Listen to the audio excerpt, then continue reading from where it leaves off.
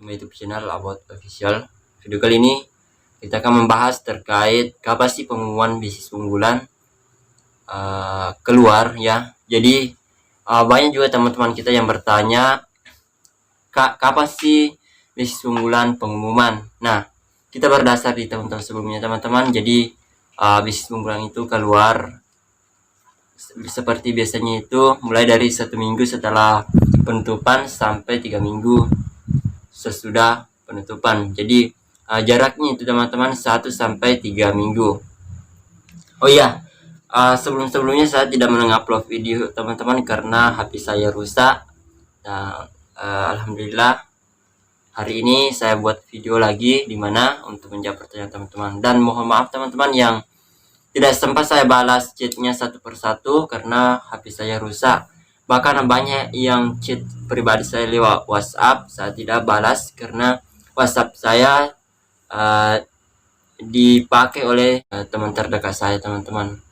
Jadi WhatsApp saya itu dipakai oleh orang terdekat saya. Jadi kalau ada informasi baru dari sana masuk ke saya karena saya belum sempat untuk memperbaiki HP teman-teman.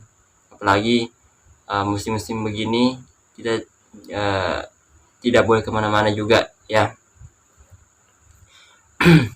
Oke, kita lanjut ya teman-teman pembahasannya. Dan di sini saya juga bahas terkait bagaimana sih tips dan trik menghadapi wawancara. Dan di sini juga saya bakal sharing-sharing terkait pertanyaan yang sempat saya diberikan di tahun-tahun sebelumnya.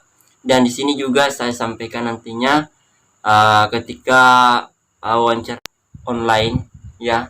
Jadi nanti kita akan bahas selengkapnya di sini ya teman-teman. Jadi jangan skip iklannya, boleh di skip, videonya jangan supaya tidak salah paham nantinya. Oke. Jadi saya sudah bahas tadi ya kalau pengumumannya nanti itu mulai dari 1 minggu sampai 3 minggu setelah penutupan. Jadi siap-siap saja teman-teman. Kemudian yang perlu saya sampaikan juga kepada teman-teman semua, pelajari semua ya. Berkas yang kalian upload itu kalian harus pelajari dengan baik. Kemudian terkait tentang diri kalian harus mengetahui semua itu karena nantinya itu biasanya akan ditanyakan oleh pihak pewawancara. Dan yang terutama untuk S1 itu biasanya lebih ke essay-nya yang ditanyakan.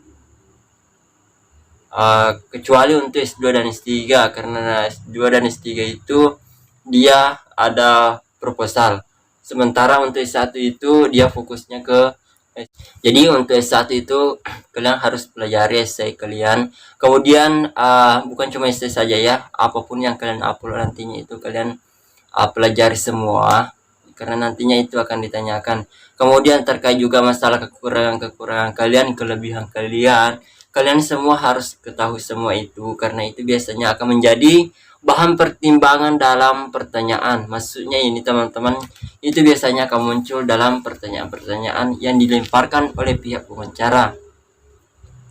Oke, adapun contoh-contoh adapun contoh-contoh pertanyaan yang sempat saya ditanyakan pada tahun 2018 ya teman-teman, yaitu yang pertama, mengapa saya memilih beasiswa unggulan bukan beasiswa yang lain. Nah, ini semua teman-teman nantinya bisa menjadi bahan referensi ya teman-teman. Kalian nantinya buatkan jawaban tersendiri.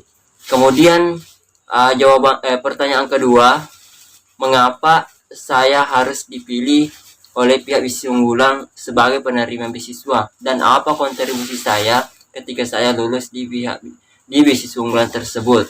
Nah, semuanya ini bisa kita jawab dengan baik ya teman-teman, sesuai dengan visi misi kita bagaimana kita mendaftar beasiswa unggulan.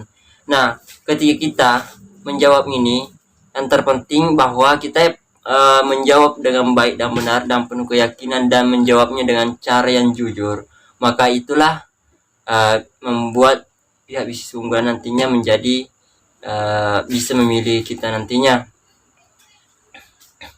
Kemudian tips dan trik ya teman-teman untuk menghadapi si wawancara. Yang pertama tadi sama halnya tadi, menguasai materi, jangan grogi, ketika kalian nantinya ditatap oleh pihak pewawancara, maka jangan mengalihkan pandangan, karena itu membuat kesan tersendiri, di mana kesan tidak sopan ya teman-teman ketika kita mengalihkan pandangan. Jadi otomatis usahakan kalian kontak mata ketika kalian bicara, tapi jangan kontak mata dengan aneh-aneh ya teman-teman.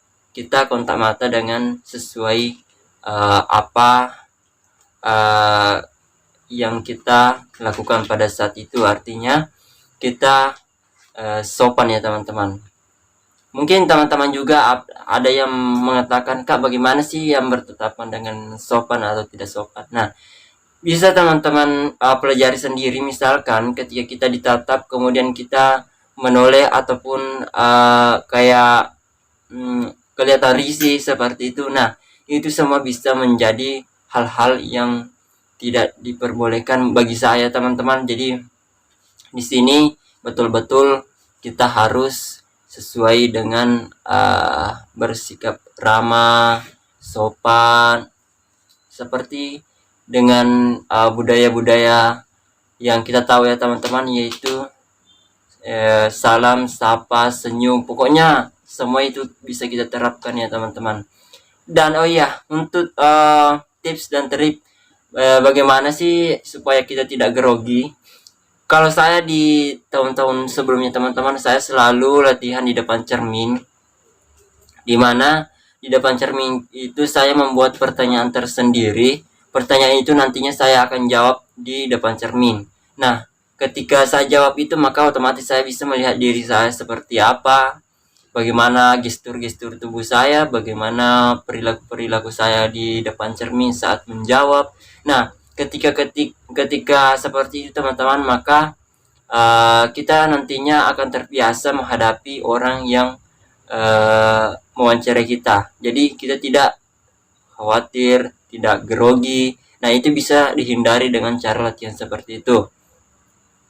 Kemudian saya di sini juga jelaskan terkait ketika wawancaranya nanti online ataupun sistem via, itu biasanya menggunakan aplikasi Webex ya teman-teman. Jadi ketika kalian akan wawancara nantinya, ini kemungkinan besar online-nya teman-teman. Jadi kalian bisa menggunakan aplikasi Webex seperti itu biasanya teman-teman. Namun jangan khawatir, ketika kalian nanti lulus, kalian akan juga disampaikan melalui email bahwa aplikasi demikian akan digunakan, misalkan Webex misalkan, ataupun yang lain. Nah, kalau tahun-tahun sebelumnya dia itu menggunakan aplikasi Webex ya teman-teman.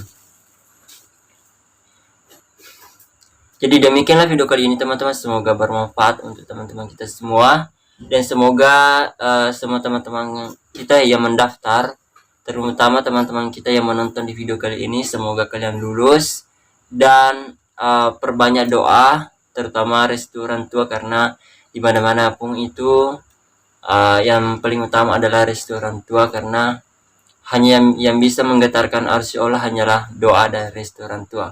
Maka itulah sesungguhnya yang bisa menjadi kendaraan kita sebagai pengantar ataupun batu loncatan menuju kita ke kesuksesan, karena tiada kesuksesan yang abadi tanpa restu orang tua. Demikianlah, assalamualaikum warahmatullahi wabarakatuh.